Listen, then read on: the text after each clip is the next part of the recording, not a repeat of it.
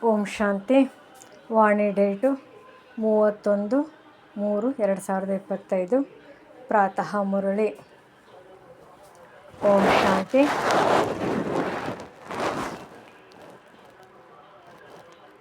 ಬಾಬ್ದಾದ ಮಧುಬನ. ಮಧುರ ಮಕ್ಕಳೇ, ನೀವೀಗ ಹಳೆಯ ಪ್ರಪಂಚದಿಂದ ದ್ವಾರದಿಂದ ಹೊರಬಂದು ಶಾಂತಿಧಾಮ ಮತ್ತು ಸುಖಧಾಮದಲ್ಲಿ ಹೋಗುತ್ತಿದ್ದೀರಿ.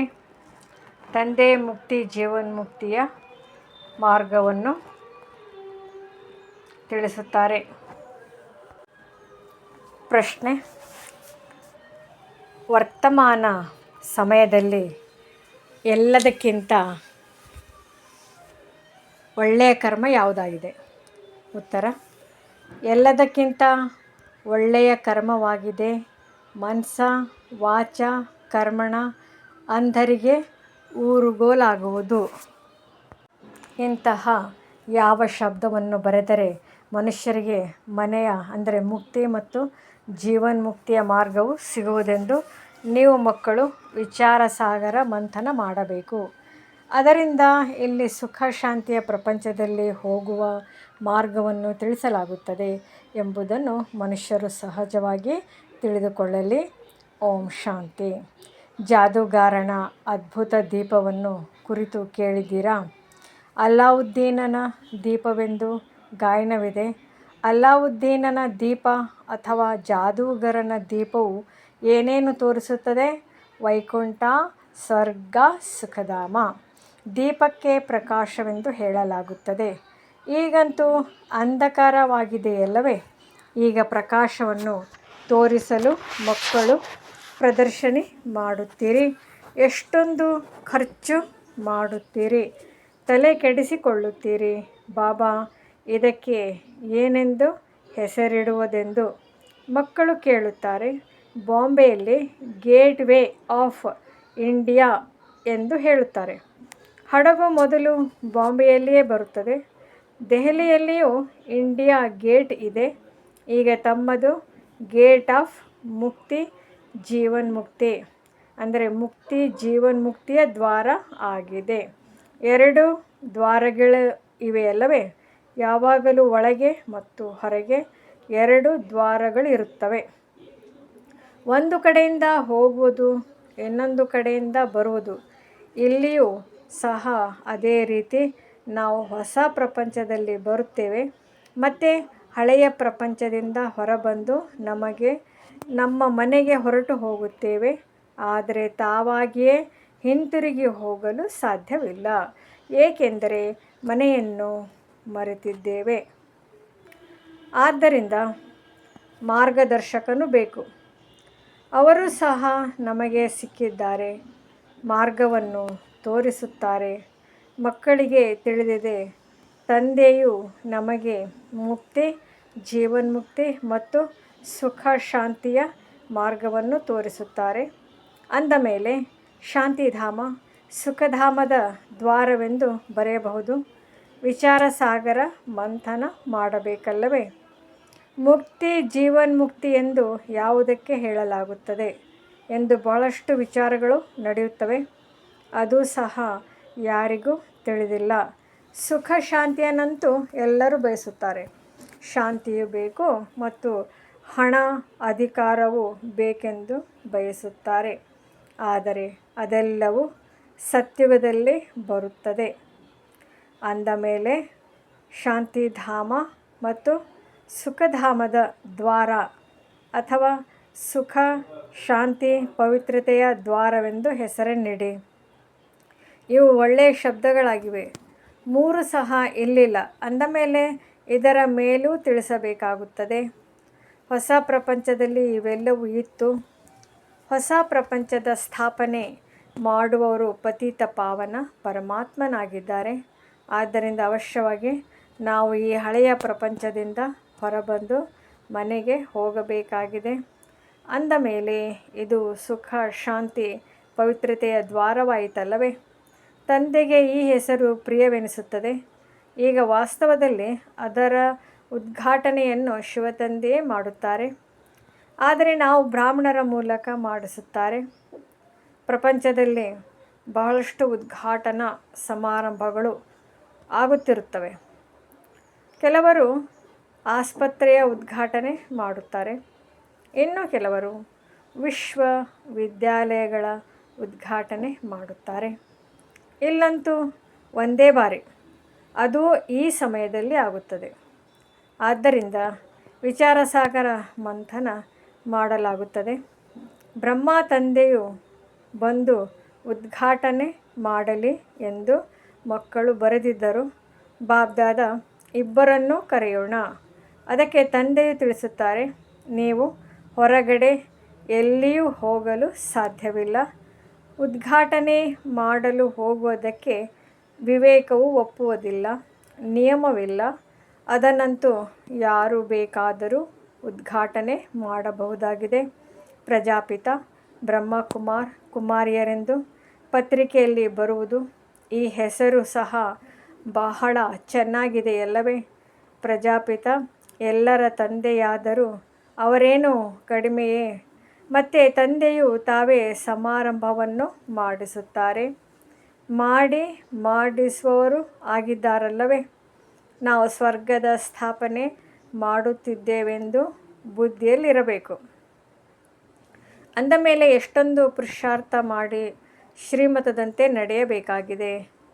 ವರ್ತಮಾನ ಸಮಯದಲ್ಲಿ ಮನಸ ವಾಚ ಕರ್ಮಣ ಎಲ್ಲದಕ್ಕಿಂತ ಒಳ್ಳೆಯ ಕರ್ಮವು ಒಂದೇ ಆಗಿದೆ, ಅಂಧರಿಗೆ ಊರುಗೋಲಾಗುವುದು. ಹೇ ಪ್ರಭು, ಅಂಧರಿಗೆ ಊರುಗೋಲಾಗಿ ಬನ್ನಿ ಎಂದು ಹಾಡುತ್ತಾರೆ. ಎಲ್ಲರೂ ಅಂಧರಾಗಿದ್ದಾರೆ. ಆದ್ದರಿಂದ ತಂದೆಯು ಬಂದು ಊರುಗೋಲಾಗುತ್ತಾರೆ. ಜ್ಞಾನದ ಮೂರನೆಯ ನೇತ್ರವನ್ನು ಕೊಡುತ್ತಾರೆ. ಇದರಿಂದ ನೀವು ಸ್ವರ್ಗದಲ್ಲಿ ನಂಬರ್ವಾರ್ ಪುರುಷಾರ್ಥದನುಸಾರ ಹೋಗುತ್ತೀರಿ. ನಂಬರ್ವಾರ್ ಅಂತೂ ಇದ್ದೇ ಇರುವುದು. ಇದು ಬಹಳ ಬೇಹದ್ದಿನ ಆಸ್ಪತ್ರೆ ಹಾಗೂ ವಿಶ್ವವಿದ್ಯಾಲಯವಾಗಿದೆ. ತಿಳಿಸಬೇಕಾಗಿದೆ, ಆತ್ಮಗಳ ತಂದೆಯು ಪರಮಪಿತ ಪರಮಾತ್ಮ ಪತಿತ ಪಾವನ ತಂದೆಯಾಗಿದ್ದಾರೆ. ನೀವು ಆ ತಂದೆಯನ್ನು ನೆನಪು ಮಾಡಿದರೆ ಸುಖಧಾಮದಲ್ಲಿ ಹೋಗುತ್ತೀರಿ. ಇದು ನರಕವಾಗಿದೆ. ಇದಕ್ಕೆ ಸ್ವರ್ಗವೆಂದು ಹೇಳುವುದಿಲ್ಲ. ಸ್ವರ್ಗದಲ್ಲಿ ಒಂದೇ ಧರ್ಮವಿರುತ್ತದೆ. ಭಾರತವು ಸ್ವರ್ಗವಾಗಿದ್ದಾಗ ಅನ್ಯ ಯಾವುದೇ ಧರ್ಮವಿರಲಿಲ್ಲ. ಕೇವಲ ಇದನ್ನು ನೆನಪು ಮಾಡುವುದು ಸಹ ಮನ್ಮನಾಭವವಾಗಿದೆ. ನಾವು ಸ್ವರ್ಗದಲ್ಲಿ ಇಡೀ ವಿಶ್ವದ ಮಾಲೀಕರಾಗಿದ್ದೆವು. ಇಷ್ಟಾದರೂ ನೆನಪು ಬರುವುದಿಲ್ಲವೇ? ನಮಗೆ ತಂದೆಯು ಸಿಕ್ಕಿದ್ದಾರೆಂಬುದು ಬುದ್ಧಿಯಲ್ಲಿದೆ ಅಂದ ಮೇಲೆ ಆ ಖುಷಿ ಇರಬೇಕಲ್ಲವೇ? ಆದರೆ ಮಾಯೆಯು ಕಡಿಮೆಯೇನಿಲ್ಲ. ಇಂತಹ ತಂದೆಗೆ ಮಕ್ಕಳಾಗಿಯೂ ಖುಷಿಯಾಗಿರುವುದಿಲ್ಲ. ಗುಟುಕುಕರಿಸುತ್ತಿರುತ್ತಾರೆ. ಮಾಯೆಯು ಪದೇ ಪದೇ ಬಹಳ ಗುಟುಕರಿಸುವಂತೆ ಮಾಡುತ್ತದೆ. ಶಿವತಂದೆಯ ನೆನಪನ್ನು ಮರೆಸಿಬಿಡುತ್ತದೆ.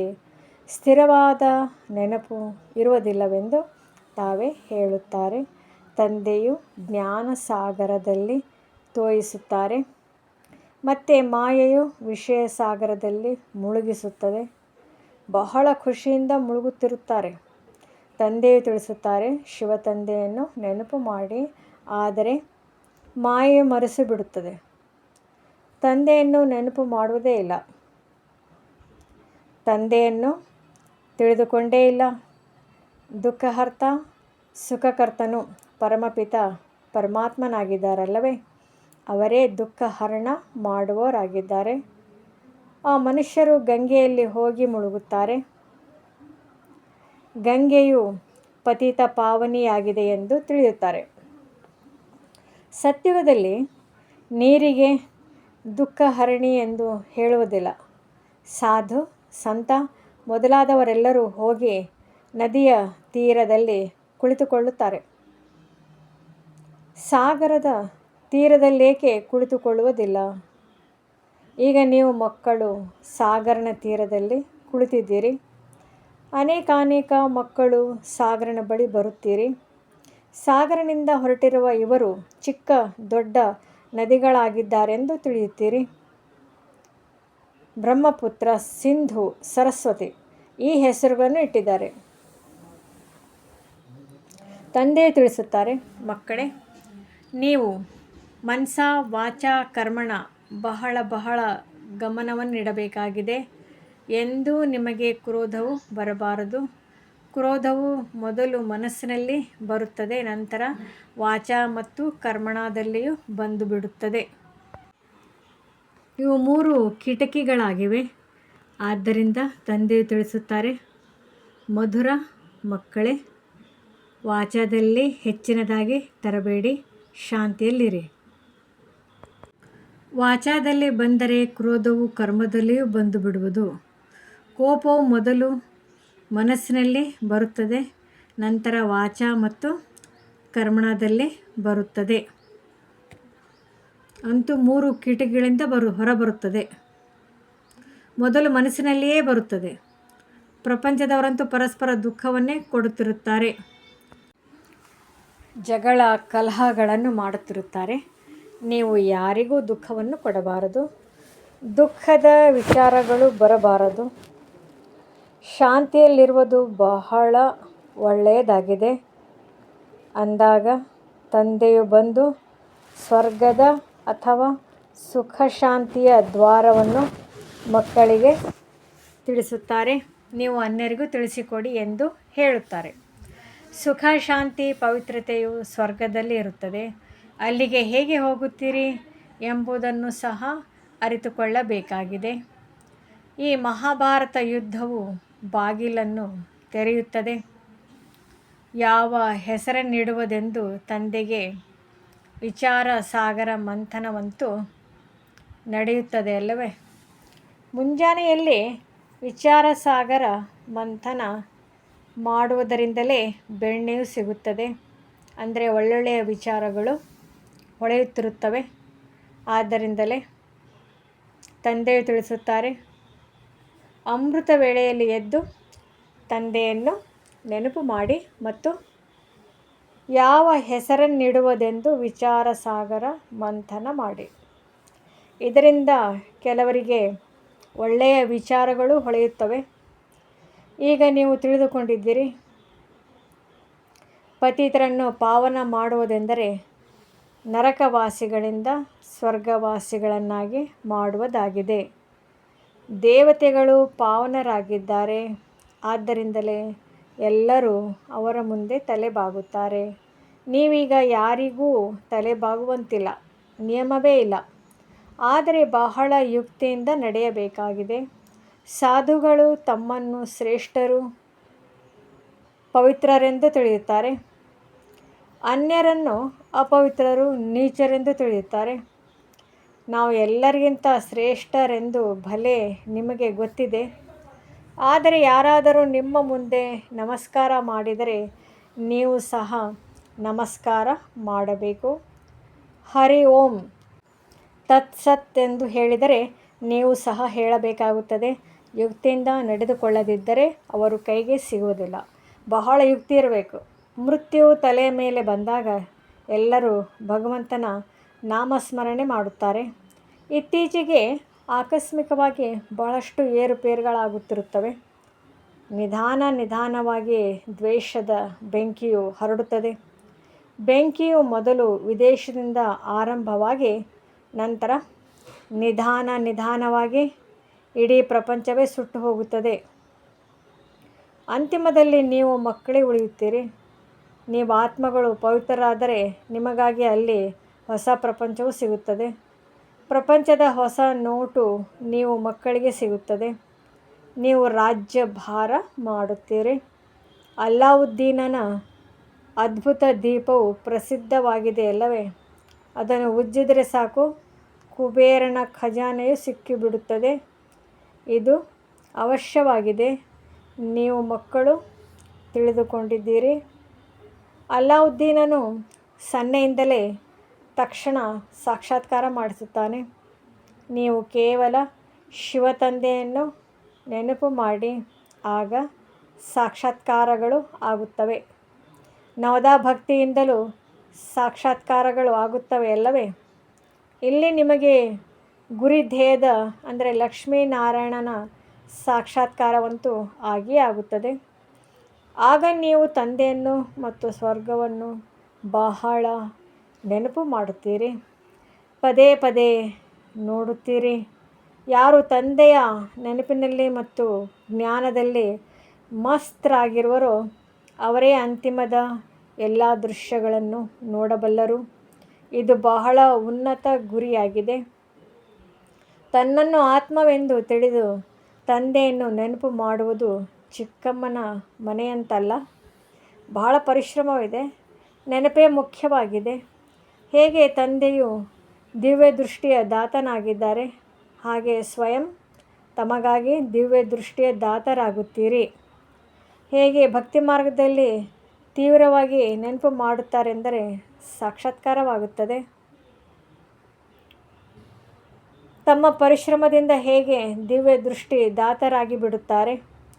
ನೀವು ಸಹ ನೆನಪಿನ ಪರಿಶ್ರಮ ಪಟ್ಟರೆ ಬಹಳ ಖುಷಿಯಲ್ಲಿರುತ್ತೀರಿ ಮತ್ತು ಸಾಕ್ಷಾತ್ಕಾರಗಳಾಗುತ್ತಾ ಇರುತ್ತವೆ.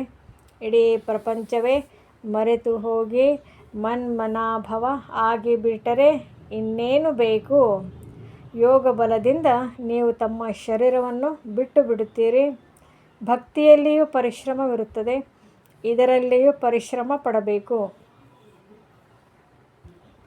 ಪರಿಶ್ರಮದ ಮಾರ್ಗವನ್ನು ತಂದೆಯು ಬಹಳ ಸುಂದರವಾಗಿ ತಿಳಿಸುತ್ತಿರುತ್ತಾರೆ. ತಮ್ಮನ್ನು ಆತ್ಮವೆಂದು ತಿಳಿಯುವುದರಿಂದ ದೇಹದ ಪರಿವೆಯೇ ಇರುವುದಿಲ್ಲ. ಹೇಗೆ ತಂದೆ ಸಮಾನರಾಗಿ ಬಿಡುತ್ತೀರಿ, ಸಾಕ್ಷಾತ್ಕಾರವನ್ನು ಮಾಡುತ್ತಾ ಇರುತ್ತೀರಿ.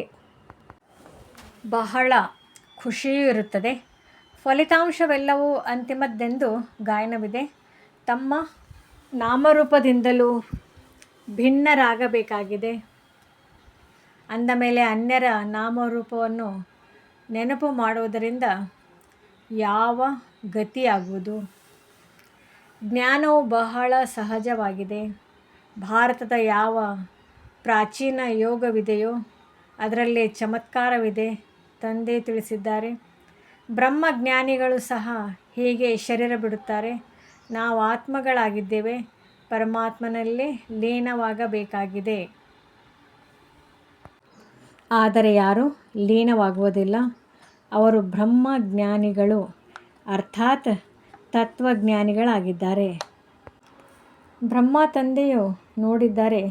ಅವರು ಕುಳಿತಿದ್ದಂತೆಯೇ ಶರೀರವನ್ನು ಬಿಟ್ಟು ಬಿಡುತ್ತಾರೆ. ವಾಯುಮಂಡಲವು ಶಾಂತವಾಗಿ ಬಿಡುತ್ತದೆ. ಈ ಶಾಂತಿಯ ಅನುಭವವೂ ಸಹ ಯಾರು ಜ್ಞಾನ ಮಾರ್ಗದಲ್ಲಿರುವವರೋ, ಶಾಂತಿಯಲ್ಲಿರುವರೋ ಅವರಿಗೆ ಭಾಸವಾಗುತ್ತದೆ. ಕೆಲವರಂತೂ ಇನ್ನೂ ಚಿಕ್ಕ ಬೇಬಿಗಳಾಗಿದ್ದಾರೆ. ಪದೇ ಪದೇ ಕೆಳಗೆ ಬೀಳುತ್ತಾರೆ. ಇದರಲ್ಲಿ ಬಹಳ ಗುಪ್ತ ಪರಿಶ್ರಮವಿದೆ. ಭಕ್ತಿ ಮಾರ್ಗದ ಪರಿಶ್ರಮವು ಪ್ರತ್ಯಕ್ಷವಾಗಿರುತ್ತದೆ. ಮಾಲೆಯನ್ನು ಜಪಿಸಿ ಕೋಣೆಯಲ್ಲಿ ಕುಳಿತು ಭಕ್ತಿ ಮಾಡಿ ಎಂದು ಹೇಳುತ್ತಾರೆ.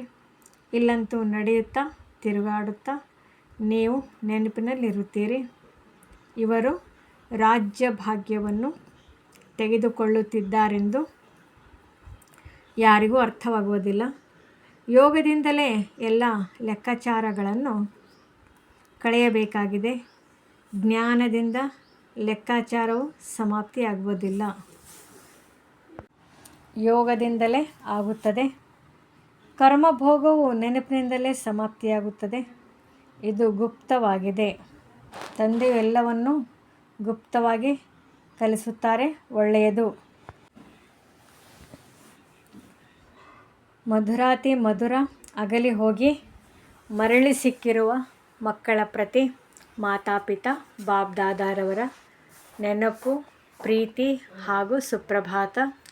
ಆತ್ಮೀಯ ಮಕ್ಕಳಿಗೆ ಆತ್ಮೀಯ ತಂದೆಯ ನಮಸ್ತೆ. ಆತ್ಮೀಯ ತಂದೆಗೆ ಆತ್ಮೀಯ ಮಕ್ಕಳಿಂದ ನಮಸ್ತೆ. ಧಾರಣೆಗಾಗಿ ಮುಖ್ಯ ಸಾರ. ಮೊದಲನೇದು, ಮನಸ ವಾಚ ಕರ್ಮಣ ಎಂದು ಕ್ರೋಧ ಮಾಡಬಾರದು. ಈ 3 ಕಿಟಕಿಗಳ ಮೇಲೆ ಬಹಳ ಗಮನವನ್ನಿಡಬೇಕು. ಕ್ರೋಧವು ಬಂದಾಗ ಹೆಚ್ಚಿನದಾಗಿ ವಾಚಾದಲ್ಲಿ ತರಬಾರದು. ಒಬ್ಬರು ಇನ್ನೊಬ್ಬರಿಗೆ ದುಃಖವನ್ನು ಕೊಡಬಾರದಾಗಿದೆ. ಎರಡನೆಯದು, ಜ್ಞಾನ ಮತ್ತು ಯೋಗದಲ್ಲಿ ಮಸ್ತರಾಗಿದ್ದು ಅಂತಿಮದ ದೃಶ್ಯವನ್ನು ನೋಡಬೇಕಾಗಿದೆ. ತನ್ನ ಮತ್ತು ಅನ್ಯರ ನಾಮರೂಪವನ್ನು ಮರೆತು ನಾನಾತ್ಮನಾಗಿದ್ದೇನೆ ಎಂಬ ಸ್ಮೃತಿಯಿಂದ ದೇಹದ ಪರಿವೆಯನ್ನು ಸಮಾಪ್ತಿ ಮಾಡಿಕೊಳ್ಳಬೇಕಾಗಿದೆ. ವರದಾನ: ಸ್ನೇಹದ ಬಾಣದ ಮುಖಾಂತರ ಸ್ನೇಹದಲ್ಲಿ ಘಾಸಿ ಮಾಡುವಂಥವರು ಸ್ನೇಹ ಮತ್ತು ಪ್ರಾಪ್ತಿ ಸಂಪನ್ನ ಲವಲೀನ ಆತ್ಮಭಾವ. ಹೇಗೆ ಲೌಕಿಕ ರೀತಿಯಿಂದ ಯಾರಾದರೂ ಸ್ನೇಹದಲ್ಲಿ ಲವಲೀನವಾದರೆ ಅವರ ಮುಖದಿಂದ, ಕಣ್ಣುಗಳಿಂದ, ವಾಣಿಯಿಂದ ಅನುಭವವಾಗುತ್ತದೆ, ಇವರು ಲವಲೀನರಾಗಿದ್ದಾರೆ, ಆಶಿಕ್ ಆಗಿದ್ದಾರೆ. ಈ ರೀತಿ ಯಾವಾಗ ಸ್ಟೇಜ್ ಮೇಲೆ ಹೋಗುವಿರಿ ಆಗ ತಮ್ಮೊಳಗೆ ಎಷ್ಟು ತಂದೆಯ ಸ್ನೇಹ ಇಮರ್ಜ್ ಆಗುತ್ತದೆ. ಅಷ್ಟೇ ಸ್ನೇಹದ ಬಾಣ ಬೇರೆಯವರಿಗೂ ಸಹ ಸ್ನೇಹದಿಂದ ಘಾಸಿಗೊಳಿಸುತ್ತದೆ. ಭಾಷಣದಲ್ಲಿ ಸರಿಯಾದ ಶಬ್ದ ಯೋಚಿಸುವುದು, ಅಂಶಗಳನ್ನು ಪುನರ್ ಉಚ್ಚಿಸುವುದು, ಇದರಲ್ಲಿ ಸ್ವರೂಪಿ ಇರುವುದಿಲ್ಲ. ಸ್ನೇಹ ಮತ್ತು ಪ್ರಾಪ್ತಿಯಿಂದ ಸಂಪನ್ನ ಸ್ವರೂಪ, ಲವಲೀನ್ ಸ್ವರೂಪವಿರಲಿ. ಅಥಾರಿಟಿಯಿಂದ ಹೇಳುವುದರಿಂದ ಅದರ ಪ್ರಭಾವ ಬೀರುತ್ತದೆ. ಸ್ಲೋಗನ್: ಸಂಪೂರ್ಣತೆಯ ಮುಖಾಂತರ ಸಮಾಪ್ತಿಯ ಸಮಯವನ್ನು ಸಮೀಪ ತನ್ನಿ.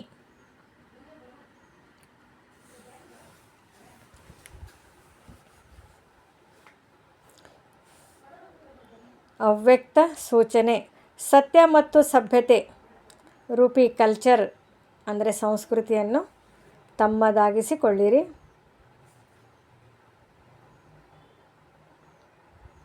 ಇದನ್ನಂತೂ ಎಲ್ಲರೂ ತಿಳಿದಿದ್ದಾರೆ. ಇಲ್ಲಿ ಯಾರೋ ಇದ್ದಾರೆ, ಆದರೆ ಇವರೇ ಆಗಿದ್ದಾರೆ ಹಾಗೂ ಇವರೊಬ್ಬರಿಗೆ ಆಗಿದ್ದಾರೆ. ಈ ದೃಢತೆಯನ್ನು ಮೂಡಿಸಿ. ಈಗ ಇನ್ನೂ ಹಲವಾರು ಇದ್ದಾರೆ, ಇವರು ಇದ್ದಾರೆ, ಇಲ್ಲಿಯವರೆಗೂ ತಲುಪಿದ್ದಾರೆ, ಆದರೆ ಇವರೊಬ್ಬರೇ ಆಗಿದ್ದಾರೆ. ಈಗ ಇಂತಹ ಬಾಣವನ್ನು ಹೊಡೆಯಿರಿ.